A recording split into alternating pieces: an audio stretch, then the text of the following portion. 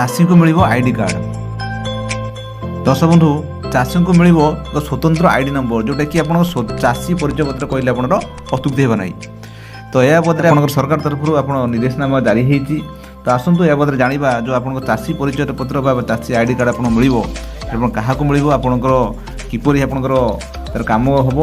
तो से बदले आसतु या बदले में जान राज्य सरकार समस्त जिलापाल को चाषी पंजीका प्रस्तुत निमंते जनवरी 1 प्रति पंचायत में शिविर आयोजन करने को निर्देश देते।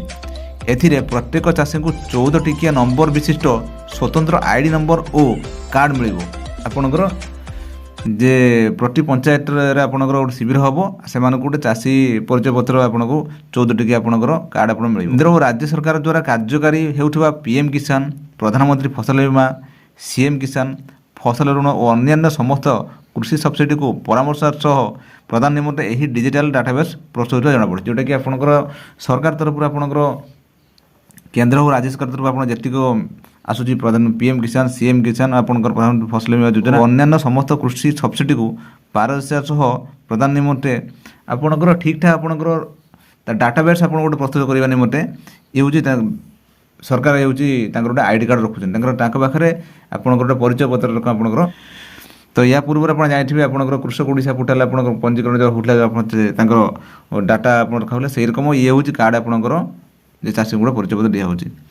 राज्य कृषि निर्देशक समस्त जिलापाल को यही डाटाबेस प्रस्तुति निमंते एसओपी जारी कर डाटाबेस प्रस्तुत माध्यम चाषी को यूनिक आईडी जारी करी सीधा सड़क उभय केंद्र और राज्य सरकार कृषि योजना लाभ देवा लक्ष्य रखिंट।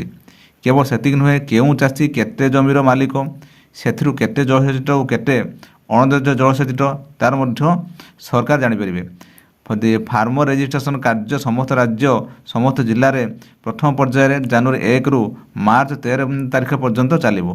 सब पंचायत एक स्वतंत्र शिविर आयोजन कर जो शिविर 2 जन लेखाएं ग्राम्य कृषि सेवक जड़े राजस्व निरीक्षक उपस्थित रहे। चाषी को शिविर पर्यंत आने स्थानीय कृषक साथी को दायित्व निश्चित कर प्रत्येक शिविर में तदारख दायित्व थिबा कृषि ओभरसियर और ब्लॉक कृषि अधिकारी अतिरिक्त तहसीलदार किंबा तहसीलदार मध्य जड़े रे। चाषी मैंने निजर आधार कार्ड, मोबाइल नंबर, आधार लिंक थिबा जमी पट्टा आपणकर भूल एक रेकर्ड अबा खर्दी दखल धरी शिविर को आसवे। प्रथम पर्यायर आयोजित यही शिविर में पीएम किसान, प्रधानमंत्री फसल बीमा योजना, कृषक ओडिशार हिताधिकारी पंजीकरण शेष करने को जिलापाल को निर्देश दिखाई। दस मिनट आपको कहीगली आपणकर आईडी कार्ड बाबद आप जो बना से बाबद आपणकर कौ प्रति पंचायत आप शिविर मान हम शिविर होगी आपणकर जे ब्लॉक आप स्टाफ आसवे पंजीकरण करेंगे से बुझेबे ताकि आप डॉक्यूमेंट आप धरी आप कहले कि आप आधार कार्ड आप जमी जमा रेकर्ड आप मोबाइल नंबर या सब आसिकी आसिक आपणकर या बदले प्रति पंचायत कैंप होकर करेंगे ताकि आप जो कहले डाटाबेस गोटे आप दर्शक बंधु ये आप कहीगली आपंकर चाषी आईडी कार्ड आबद आपको संपूर्ण भाव कहीगली जो आगामी दिन में आपंकर ये चालू हम। तो या बदले आम पर भिडियो पुंखानुपुख समस्त स्वतंत्र भिडियो मुझे आनी से बजाय अपेक्षा करूँ। दर्शक बंधु ये आपको कहीगली गोटे गुरुत्वपूर्ण अपडेट जोटा कि आप चाषी को मिल स्वतंत्र आईडी नंबर।